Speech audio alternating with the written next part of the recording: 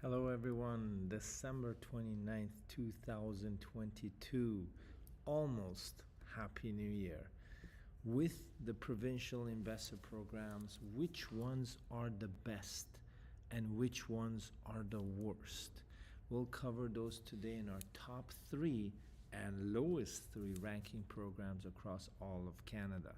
Remember that while we're going through these programs, not everyone's case is the same, and there's certain criteria that could be more important for your case than others. Therefore, it's always important to do your homework and research on which program suits you best and your family for converting to permanent residency in Canada.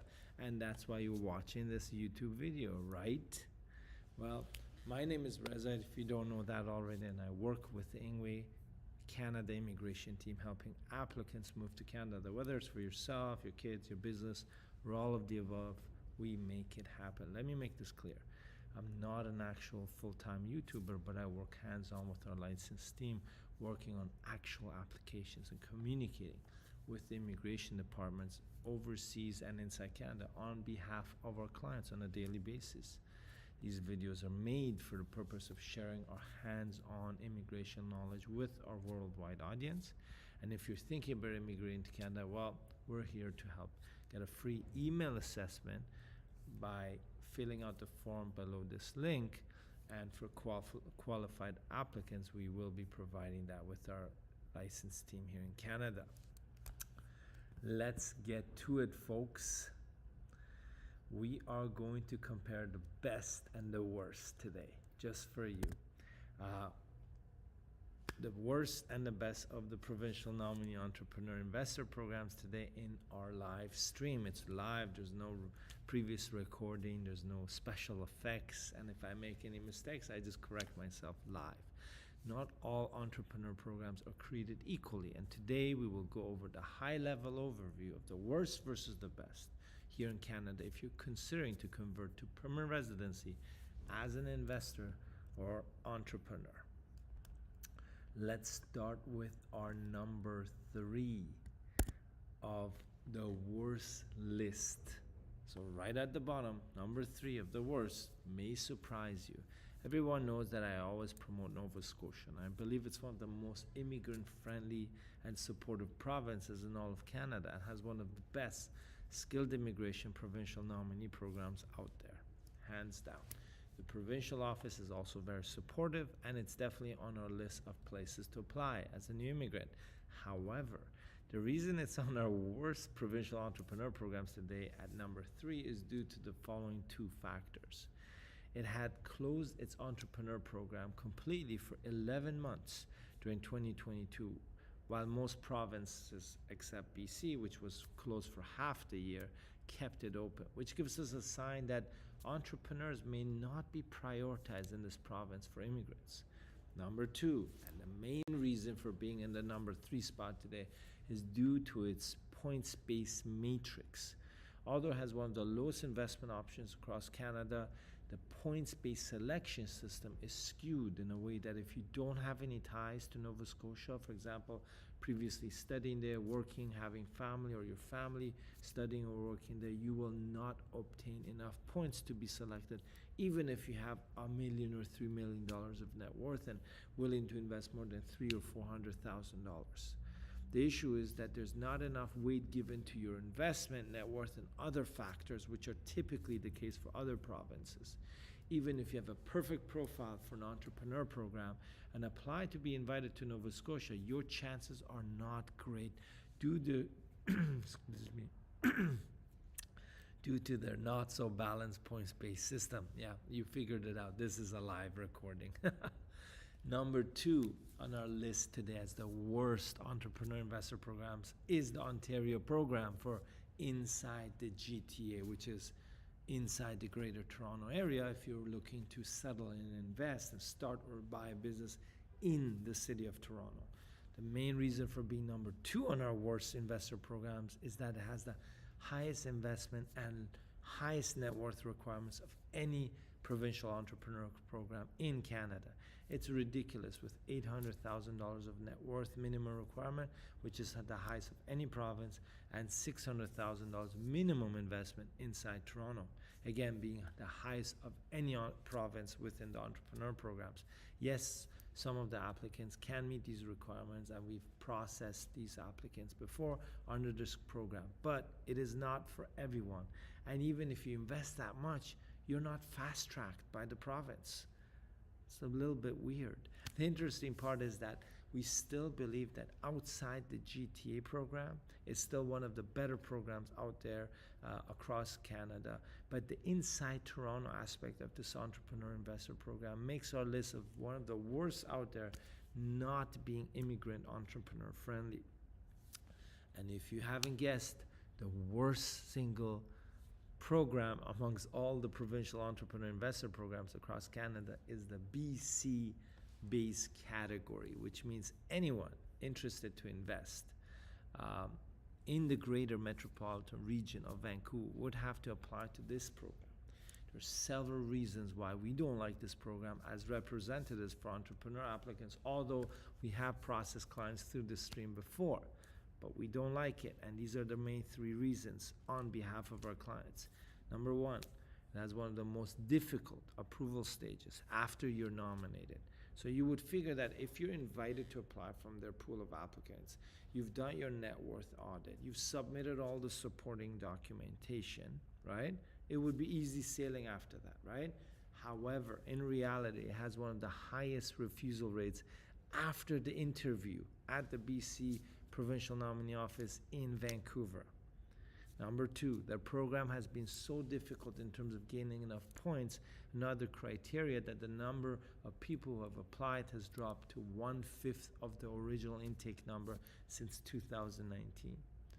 And of course, number three, less than 21% of all applicants that apply or submit a profile as an expression of interest on their portal receive an actual invitation to apply for the BC PNP Entrepreneur Base category.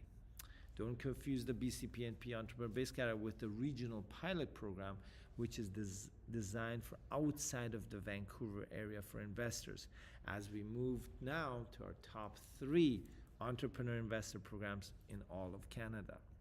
On our list today, on number three, as one of the best entrepreneur investor programs for immigrant investors who want to run a business inside Canada and obtain their PR, is Prince Edward Island. Yes, it's on our top three best entrepreneur programs today because it has one of the lowest investment amounts at $150,000, and more importantly, is that it has one of the fastest nomination processing timelines across Canada. What does this mean? Well, this means that if you have run your business inside the small province for a minimum of 12 months and submit your final report to the provincial office, the PNP, your nomination certificate can be processed within 2 to 3 months, which is the fastest amongst all provinces. Most provinces take up to 6 months, which you don't read or hear about on their websites. This is a very crucial part of the PR application process in these programs that many people miss in their calculations when selecting a province for their investment and selling with their families and then eventually converting to PR. It's officially one of our favorite PNP entrepreneur streams in Canada. And remember, if you don't have that nomination certificate after you've run your business, you cannot apply for a PR, which means the processing times for PRs only start after you have the nomination and submit your application to the federal government.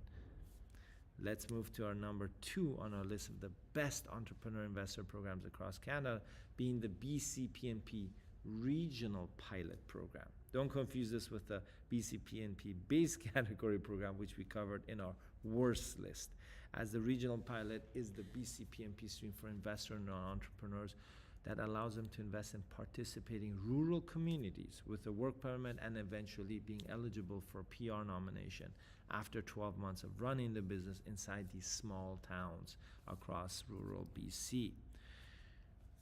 It's on our list today as one of the best because it has the lowest investment amount requirement of any program out there with 100,000 Canadian dollars and the lowest net worth requirement at 300,000 Canadian dollars.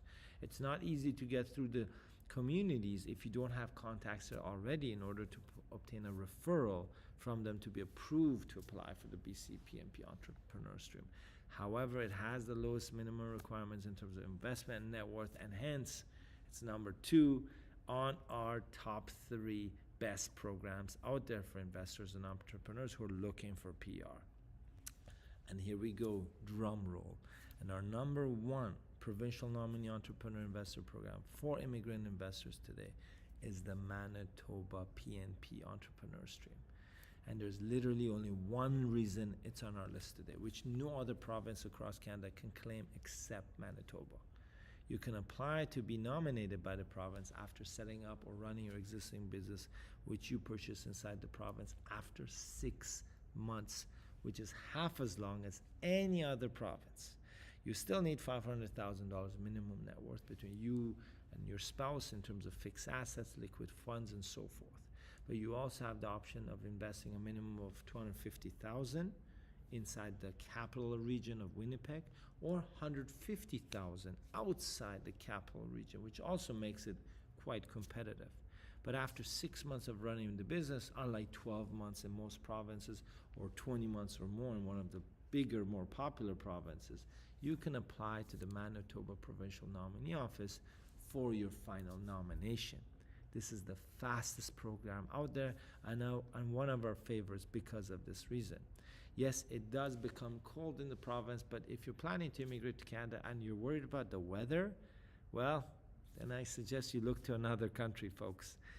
And there you have it, everyone. Our best of the provincial entrepreneur programs, and are the worst of the worst in this category.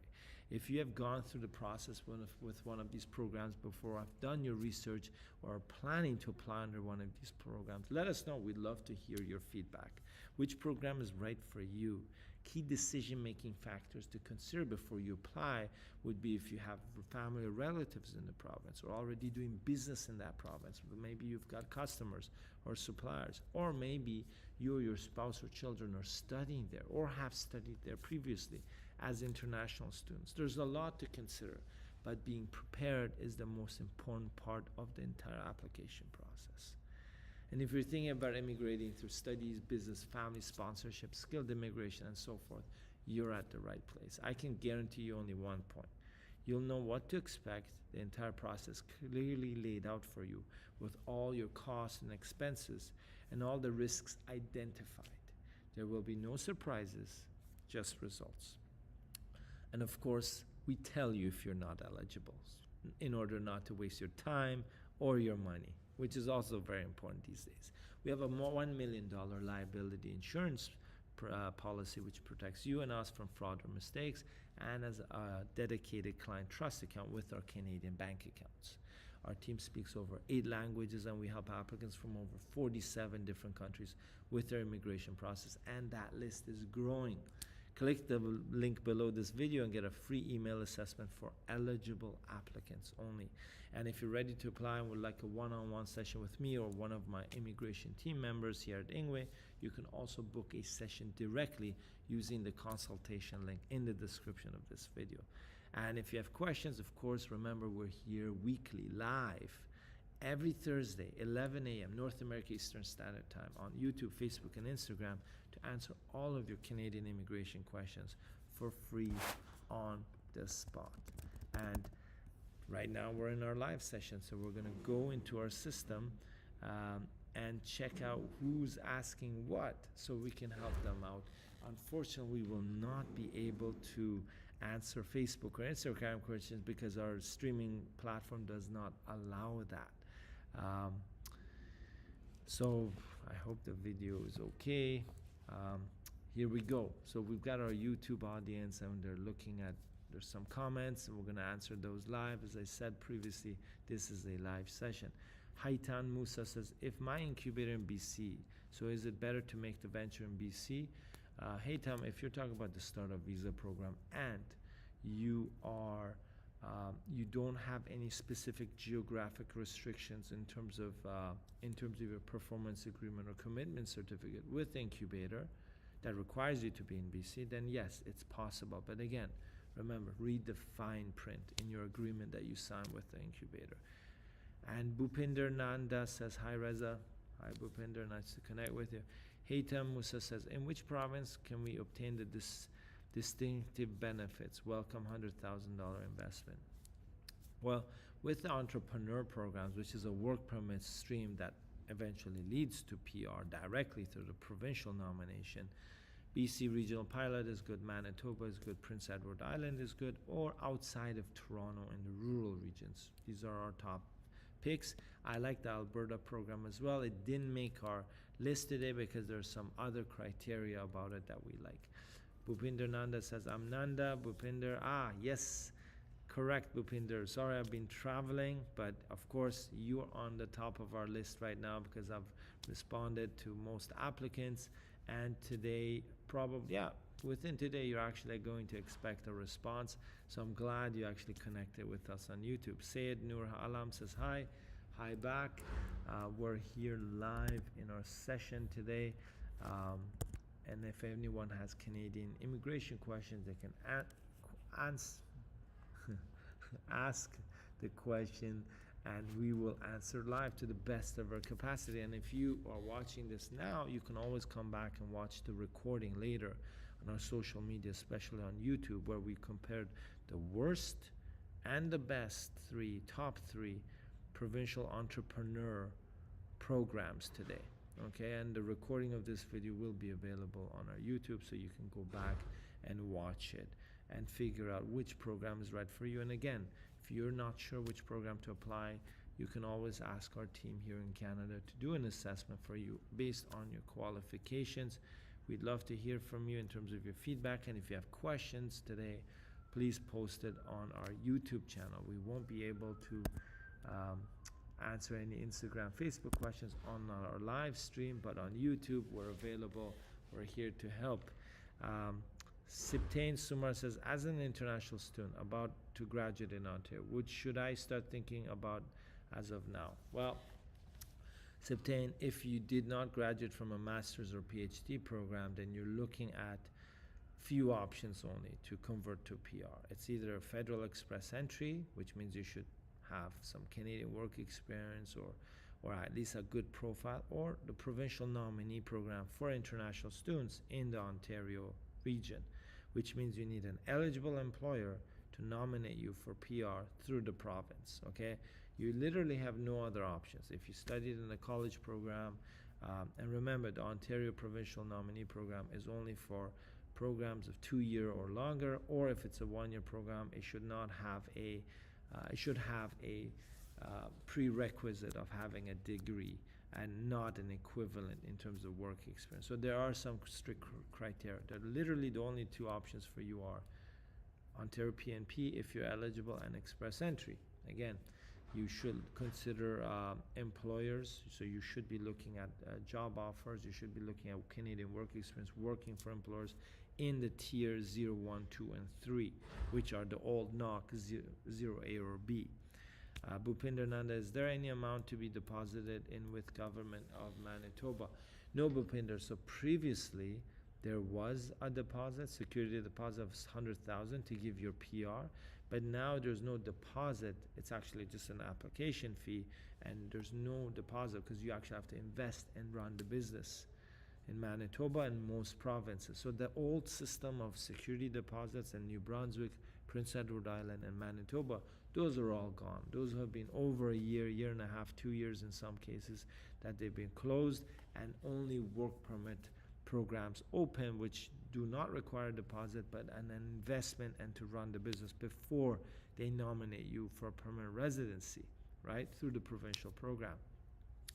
Siptain Sumar says, thank you, I appreciate the help. I'll get in touch when the time is right. No problem, Siptain. No rush. Just make sure you graduate successfully, you maintain your full-time status and as an international student, you become eligible for postgraduate work permit, and then you also have employers that you're working with in Canada to gain Canadian work experience. At this point, it's very important, especially when you look at TR to PR pathways that maybe will open up next year, maybe not, but having a job in Canada as an international student or graduate international student or foreign skilled worker is top priority if you're looking at permanent residency. So we've got Haytham Musa saying, in the startup visa program, is it better to show my net worth and previous investments?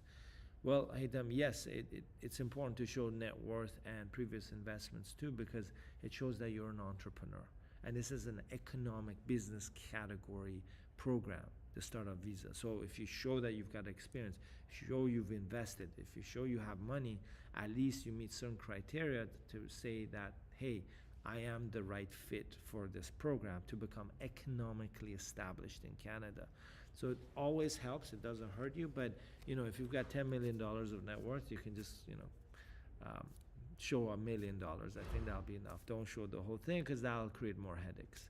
Haytham Musa says, if I'm currently in a job outside Canada, shall I resign before applying to the PR and work permit SUV program? No. You don't need to resign immediately, but what they want to see is that when you apply and you should be working full-time on your startup. So they don't like it when you apply and you're working full-time, you're on payroll. If you're a contractor, that's different.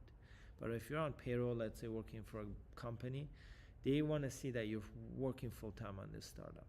Unless your startup has a lot of progress and traction and you still maintain your job, maybe, but they typically don't like that. So that's a good question, Haytham. Bhupinder Nanda says, all programs C11, 12 are similar and I am confused.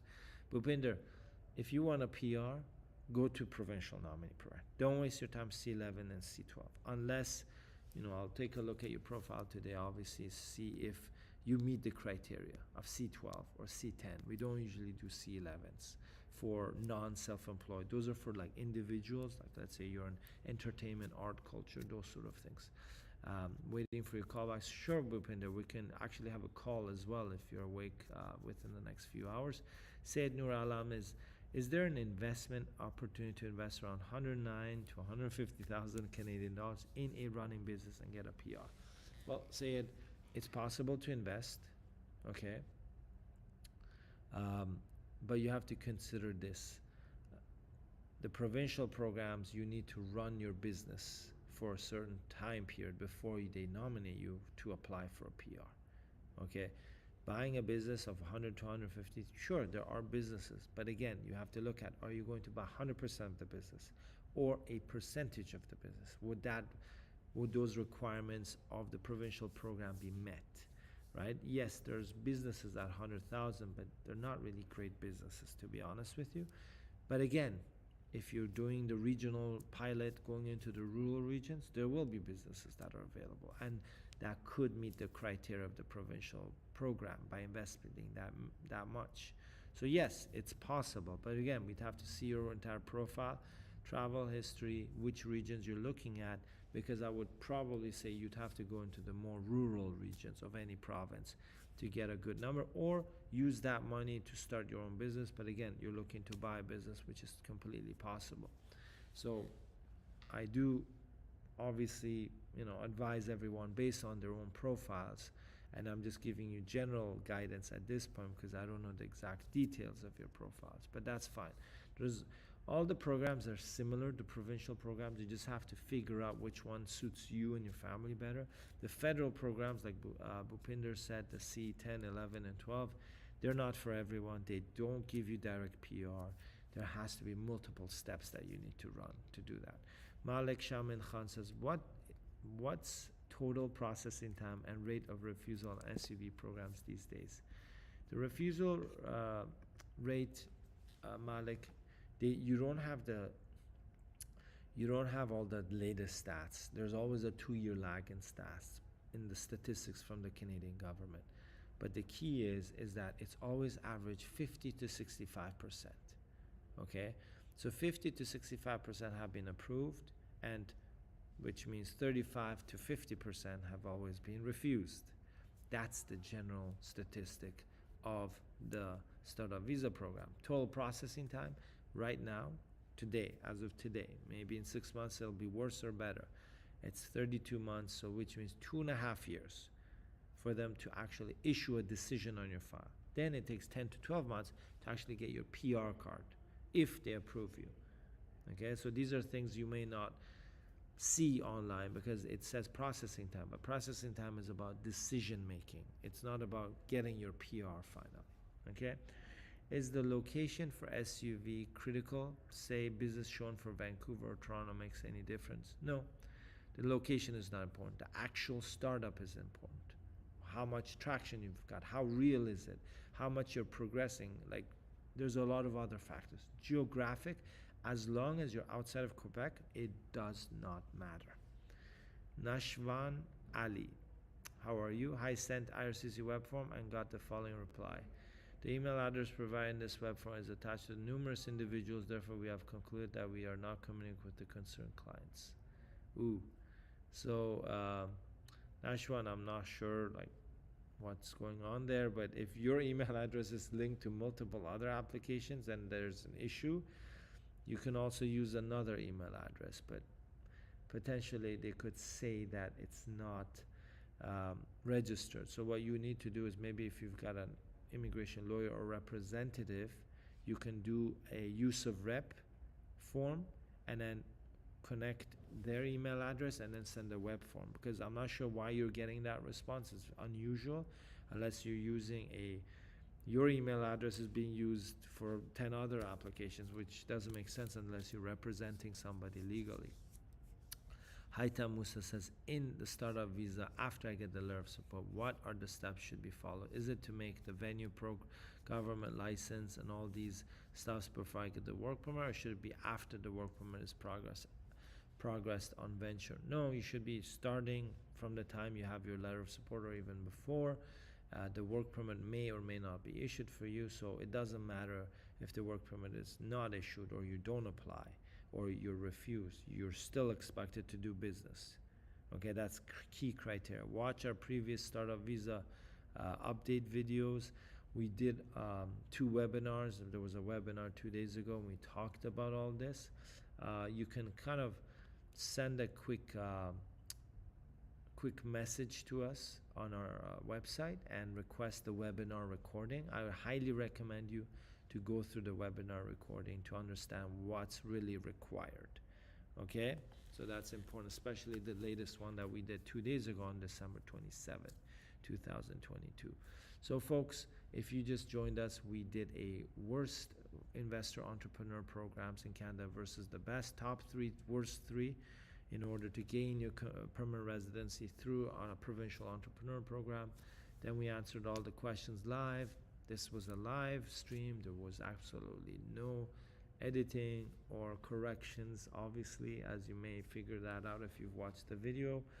And we're just answering some live questions on our YouTube channel right now. Bhupinder says, for registration of business, is it necessary to be in Canada? No, Bhupinder, but it depends on the province. And as a federal company, yes, but as a provincial company to be registered, corporation, 3 provinces allow you to register while you're outside of Canada, never been inside Canada. So those are the. Malik says, for SUV team outside Canada has limited traction to show as not working full-time on business until migration takes place. That's entirely IRCC's queue related to delays on decision. Does the LOS have a validity?